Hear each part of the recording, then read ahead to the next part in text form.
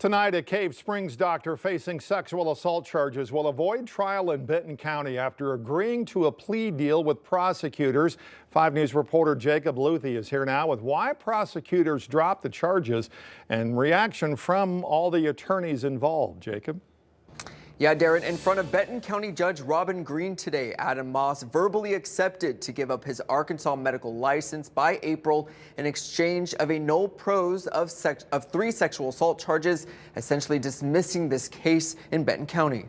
Benton County prosecuting attorney Brian Sexton says that rulings last week by Judge Green in regards to evidentiary issues had a direct impact on the theory of the case the state was going to present. In 2022, Cave Springs Police Department received a complaint of sexual assault by Dr. Adam Moss.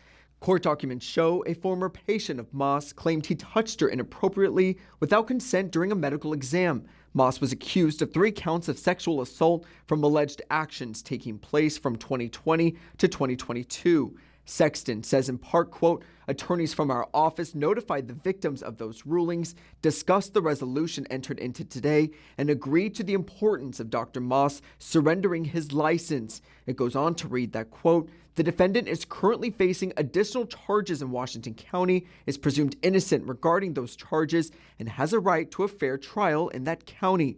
In response, Moss's attorney Shane Wilkinson says Dr. Moss should never have been arrested.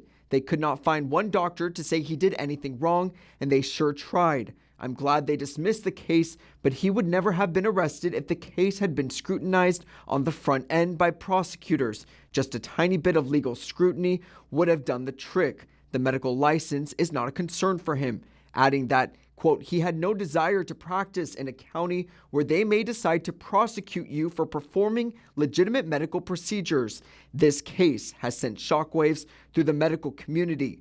Doctors, nurses, and staff across this community are alarmed and concerned that Dr. Moss and his family had to endure this reckless arrest, end quote. Now, court records show Moss still faces 2 felony counts of sexual assault in Washington County. He is set to appear in court there next week. Jacob Luthi, 5 News. All right, Jacob, thanks. Happening now in Bentonville, police asking people who have had encounters with a man facing allegations of child sex crimes to come forward. Andrew Apple was arrested last week on several charges, including sexual indecency with a child and sexual assault. Police are asking anyone with information about the suspect to call detectives with the Bentonville Police Department there at the number you see at the bottom of your screen. Springdale police, meanwhile, say they responded to a shooting at a shopping center over the weekend. It happened Friday night at the Ozark Center Point Place off I-49 in Sunset. Police tell us the person who called 911 claimed someone stole his phone and then took off running.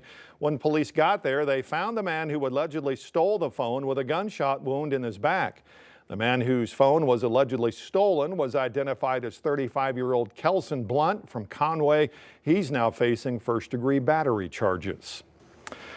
Now to a first look at this week's weather. The snowfall's been melting away after things warmed up over the weekend. Scott's here to talk about how this warming trend is going to last for a while. Oh man, we've got some really nice weather ahead of us, albeit there are a little bit of changes. How about that sunset tonight? Technically 6:07, that sun will set on the western horizon. Clear skies expected well into the evening hours. Look at these temperatures. We're still at 63 in Bentonville. Fort Smith, we're sitting right there at 68 degrees. Ozark currently at 62. Not bad at all, but let's talk about tomorrow. If you like today's forecast, shoot, you're going to love tomorrow's. We start off in the 40s, a little bit of fog out there. Watch for that. Sunshine most of the day. We'll crack into the 70s area-wide. Some of us made it there today, especially south of I-40. Tomorrow, all bets are off. We're all in the 70s. It's going to feel awesome. But by Wednesday, there's a little bit of a change. We're tracking a midweek cold front. It's a weak one, but it does usher in not only some cooler temperatures, maybe a couple of spotty showers. We'll take a look at that, but we'll also have to take a look at the upcoming weekend. Is it going to be as nice? Details on that here in just a few. All right, Scott, thanks. You can track this week's high temperatures, by the way, wherever you go with our free 5 News smartphone app. And as the snow and ice melts off the roads, crews have to think about potholes that the storm left behind. Benton County's road crew says they are making it a priority to get any of those potholes fixed as soon as the conditions are right and things dry up just a bit more. Now, if we went out to repair them and cut out those potholes, it could cause an even bigger issue. We've got mud holes, and it could cause, a little tiny pothole could be a tire eater instead. So we have to wait for that optimal moisture to go in and cut out those potholes. Got that right on the tire eater part. If you do see a pothole or have any other road issues in Benton County, they ask you to call or email them to bring it to their attention. Today at the state capitol, a bill that could change Arkansas's ballot petition process overcame another major hurdle. The bill would require petition canvassers for statewide initiatives to inform potential signers that petition fraud is a criminal offense. It passed in the House today, but it needs to go back to the Senate for some amendments. Supporters of the bill say it would provide awareness and steer away any bad actors from the petition process.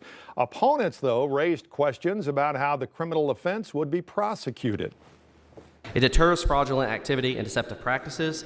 It promotes transparency because it lets everybody know how the serious nature of these petitions and their important government documents. So how could the state prosecute violations of this new disclosure requirement? Because I want to understand what specific evidence would be needed to prove a canvasser failed to inform a signer about petition fraud being a crime. Two other bills focused on the petition process are also on tomorrow's agenda in the Senate.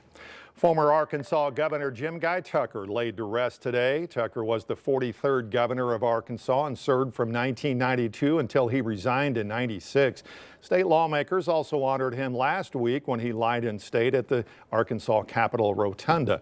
Under an order from the governor, state flags right now flying at half-staff in his honor. The search continues tonight for a 95-year-old woman from Mountain Home, Arkansas, who has been missing now for 2 weeks. State police say Belva Day was last seen on February 6th paying her electric bill there in Mountain Home. Investigators say Sam Seaman is leading the case in Mountain Home, and he says every day since her disappearance, it has been a mystery where she might be. It's just like she just disappeared into thin air, and that's been the challenge. There are so many possible routes. After Jeep, Arkansas, where she was last seen on the 6th, you just go down the road a few miles and you already have options to turn right, and then you have options further down the road to turn left.